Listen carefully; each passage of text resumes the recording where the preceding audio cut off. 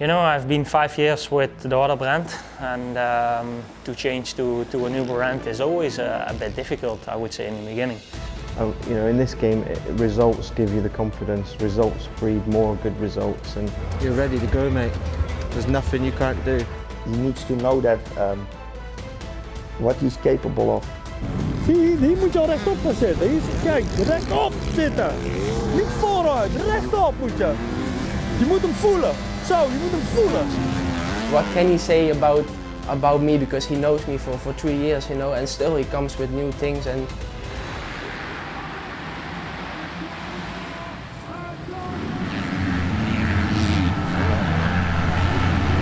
Renault. Well, it's going to be a big moment for him, isn't it? Win the overall here and Maxi Mason. I think that most people are surprised that Maxime Renault has been dominant in the MX2 class at the halfway mark, but really this shouldn't be a surprise at all. Maxime was tipped to be a world champion and a great of the sport from his early EMX 125 days. A rider like Tom Vial, in comparison, wasn't. Vial was never expected to be a world champion. Renault was. What he's doing now is merely fulfilling expectations. Like, this shouldn't be a surprise. Injury after injury through his EMX 125, EMX 250 and eventually MX2 days kind of derailed his career for a portion there. He just struggled to gain momentum and didn't really make much progress through the years like 2016, 2017. But now, he's back on a factory team, he has some momentum, he has confidence, and we're seeing the result of that. It's definitely not a surprise that he's been the dominant figure in MX2, and if he goes on to win the MX2 title, which halfway through the 2021 season it definitely looks like he will, that wouldn't be a shock either. Renault should be this good. He had the speed, he's always had the talent. We've always believed that he could be the next MX2 world champion. But he had such a bad run with injuries. Like he explained, his shoulder, he did a lot of damage to there, and then his elbow, and that was a result of another rider landing on him.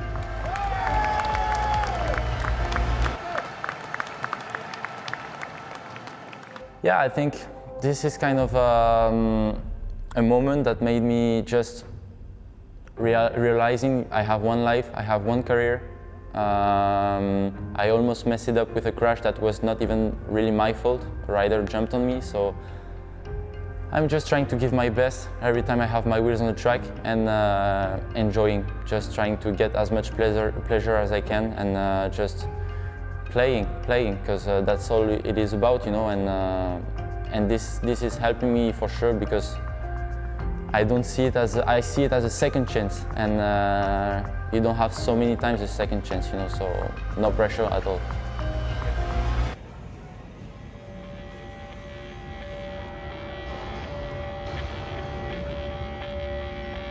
On my way to Kegums, we are here in Brussels, Belgium.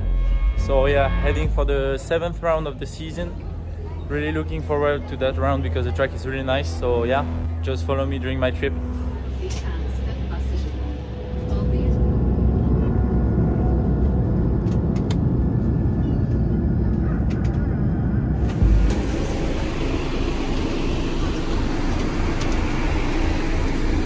Just arrived here in Latvia, in Riga, so it's now 10 p.m.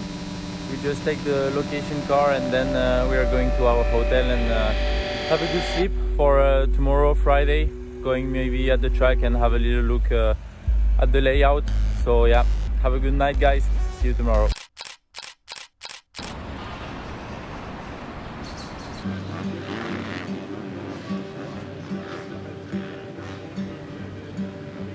Saturday, we're now heading to the test track to do some start practices, just to get the first feeling with the bike for the weekend and see if everything is okay on the bike. So yeah, let's go for it.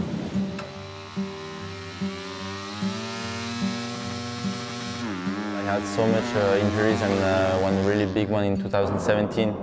I was not even sure to ride again a bike. You know, I had some nerve problem in my left arm. And yeah, on those moments was really tough, but yeah, I worked as much as I could, and so now I enjoy even more being here, because yeah, I know where I passed through, and yeah, it's just full pleasure now and enjoying every moment of it. My name is JBayBrunch. I'm training Maxime for 3.5 years now. Going very well, you know, it's improving itself every year and a big step this year. And hopefully keep on going this way until the end of the season.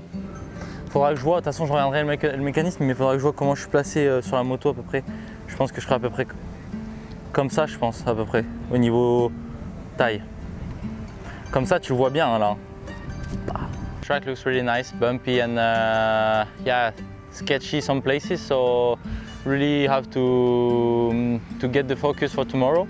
Si tu arrives à vraiment cabrer celle-là, pour passer au-dessus, déjà tu gagnes de la vitesse et après c'est de la vitesse que tu gardes jusqu'au bout des vagues, quoi. Tu vois, si tu arrives à repasser au-dessus de celle-là et pas atterrir ici et faire pam et rebondir. Parce que si tu atterris là, les deux roues, tu peux pas faire grand-chose, hein, je pense. Celle-là, ou la scruber ou quoi, faire l'absorber, cabrer ici un peu. Ouais. On va venir chercher. Et après là, réussir par contre à faire double. My expectations for tomorrow are for sure getting some really good points in the championship and keep on going on the same way of riding since the beginning of the year. So yeah, I'm just gonna now try to focus tonight and get ready for tomorrow.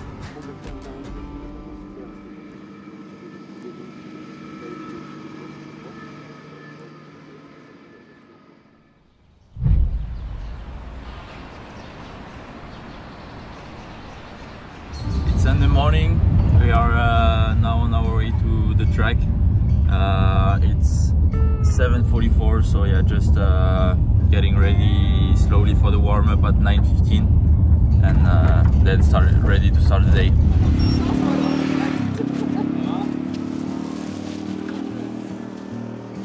Morning. Ça va? All good? Ça va toi?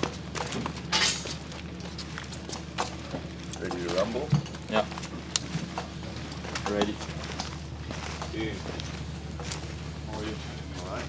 Good. So he's come a long way, but like in terms of his ability, his work ethic, his determination, he's undoubtedly like the most determined rider on the line, I would say.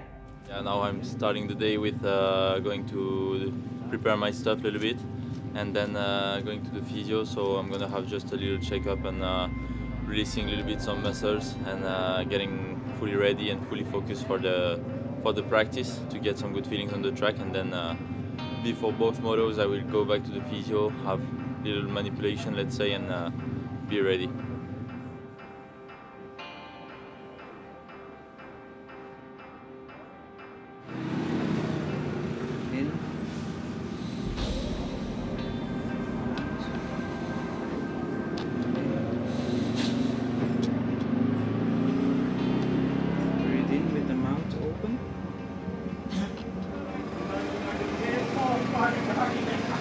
Again.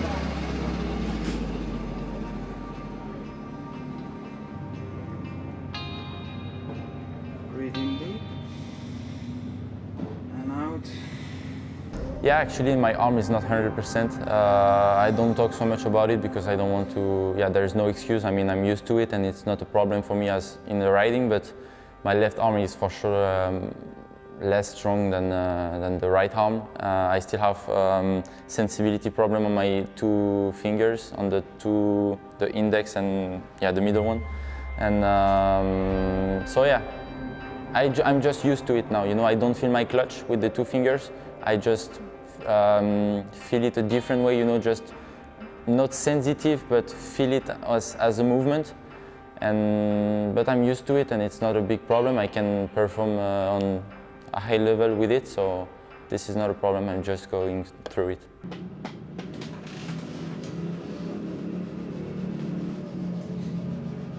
It's time to wake up, actually. Yeah. Otherwise you're gonna... Never got my ass slapped like that. Okay. Done? Yeah. Thank you.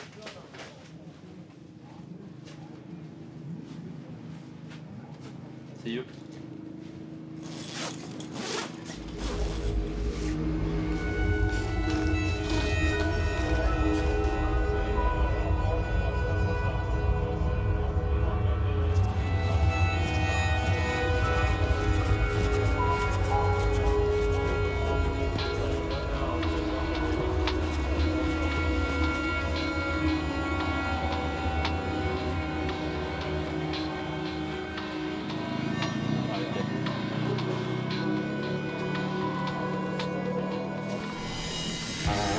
Maxime Renault once again, 30.7, so only a tenth off. Sector 2, imminent as he enters Sector 3, almost now-ish. And Maxime Renault is in green again, or 32.1.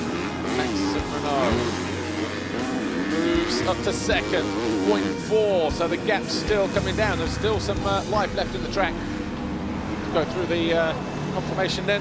JBay on pole for Rockstar Energy Husqvarna, ahead of Maxime Renault. Third, time's very, very tight. Fourth, Rising Gifting. Nicholas Horrocks was fifth, 186.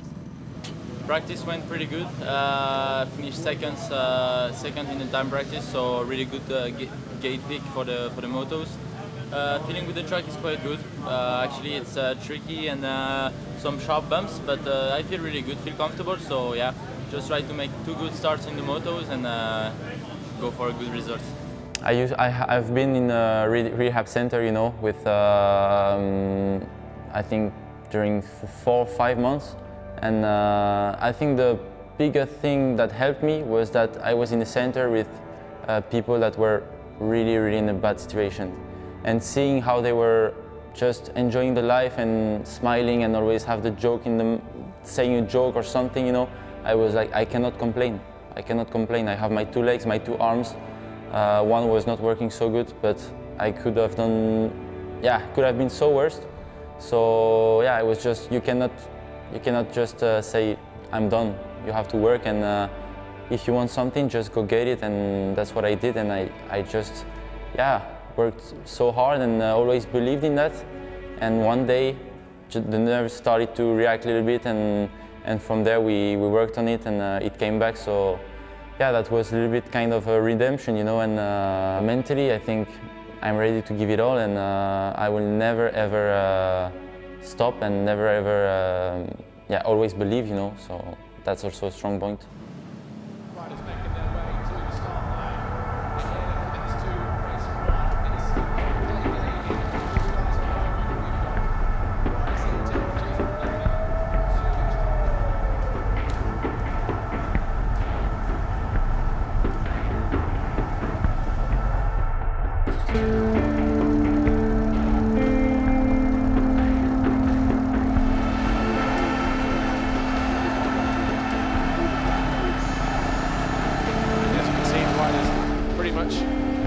Ready to make their way to the start line from the waiting zone.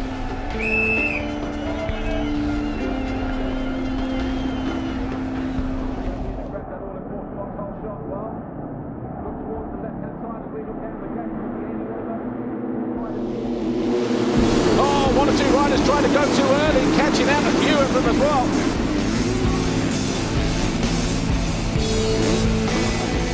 And Renault has snuck up the inside of Jorgo Kietz and moved into 3rd place. The gap, is it coming down this time around? Yes, it is, 1.2 seconds. A flying lap for Maxime Renault, 2:03.2 compared to 2:05 on the Italian. This is for the lead, and he does. He's got that corner absolutely dialed, Maxime Renault. On the home stretch. He came through a little bit of traffic at the beginning. He set fast lap after fast lap. He goes on to win race 1 here.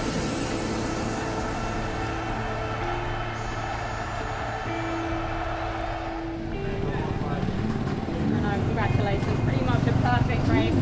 You really couldn't afford to switch off though, but you got your second race win of the season. Yeah, really happy with it. I got a good start, but not the best, actually. I think I was 5th. And then I pushed really hard. Good job.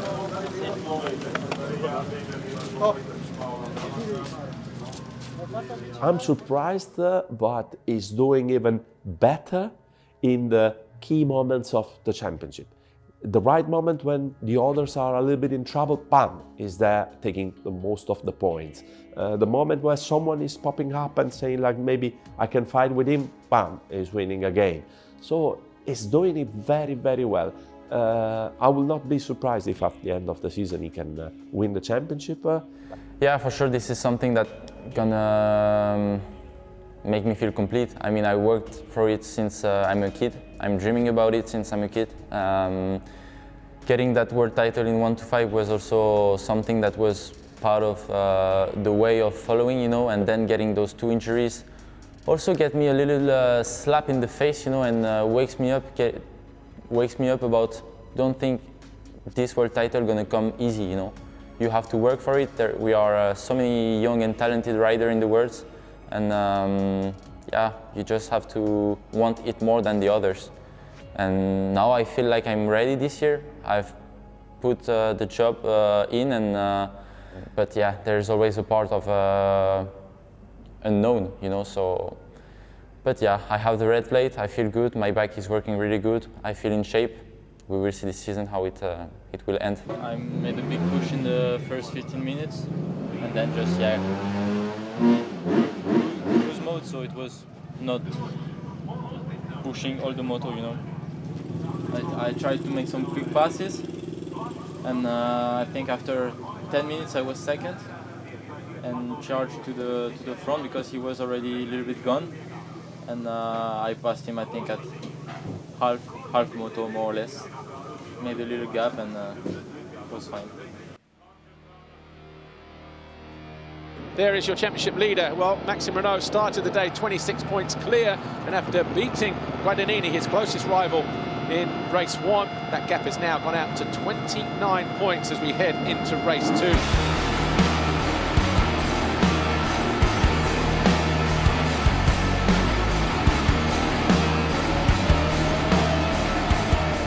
Renaux bringing his A game today. It's going to be the perfect day for the Frenchman. Took 3 points out of his rival Mathieu Guadagnini in race 1. He's going to take another 5 points out of him here in race 2. On his way down to the line then, Maxime Renaux.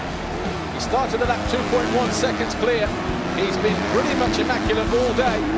He crosses the line, goes 1-1 for the first time in his career. He wins the Grand Prix.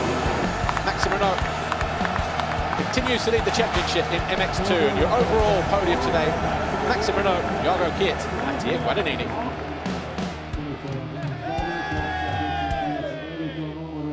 You obviously had riders like Gauthier Paulin, who challenged for world titles, Marvin Musquin, who was a world champion twice. But Romain Febvre has kind of really led the way for aspiring French riders who want to be a star in the MXGP series. He obviously, his road to the top was unorthodox. He definitely did it a different way to most riders, but he's been the shining light for French fans for quite a while now.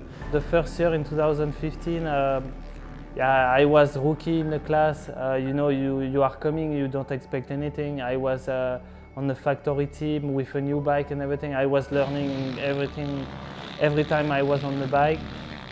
And yeah, he has a good feeling, good vibes, and yeah, I was just enjoying. And when you are rookie, you don't care about so much the result, and you just try to get some experience. And then yeah, that year everything clicked, and yeah, we win many races, many GPs, and the world title, of course. So Romain Febvre is about to make history here. A rookie winning in the MXGP class. He wins the race, and he will now realise it.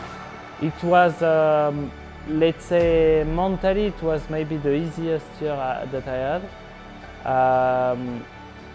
But like to win. If I win at the end of the season, it will be 6 years after my world title, my first world title. So it can be for sure a good one, especially with all the hard years that I had in the past, and for my team too, because I think Kawasaki has never been world champion on the 450. So yeah, I would like, yes.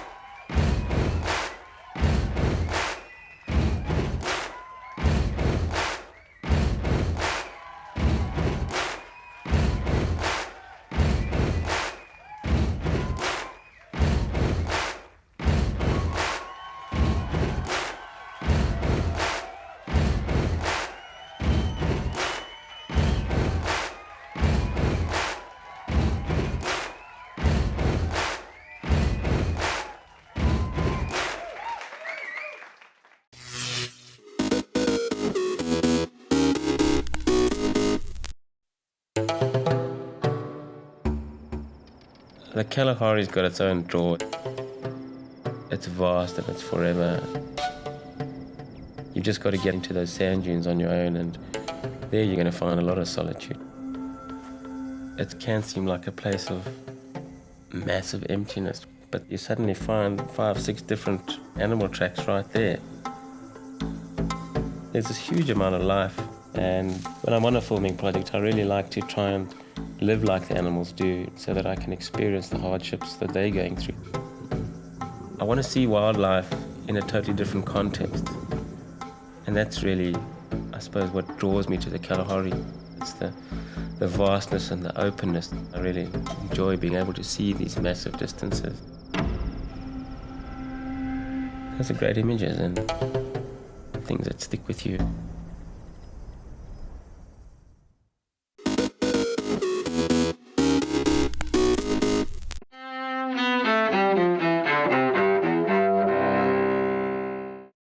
But as president, I must put the interests of America first. January 9, 1913. President Richard Nixon is born in Yorba Linda, California. Nixon oversaw Cold War détente with the Soviet Union and China while winding down the Vietnam War. But he became the only president to ever resign, facing likely impeachment over the Watergate scandal. 1972. Reclusive billionaire Howard Hughes, speaking by phone from the Bahamas to reporters in Hollywood, says a purported biography of him is a fake. 1968. Surveyor 7, America's last unmanned probe of the moon, lands on the lunar surface. The following year, Neil Armstrong and Buzz Aldrin make history as the first humans to set foot on the moon. And 2006.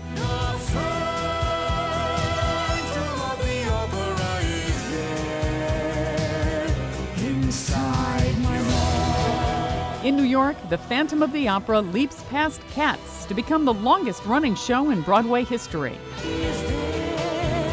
Today in History, January 9th. Sandy Kozel, The Associated Press.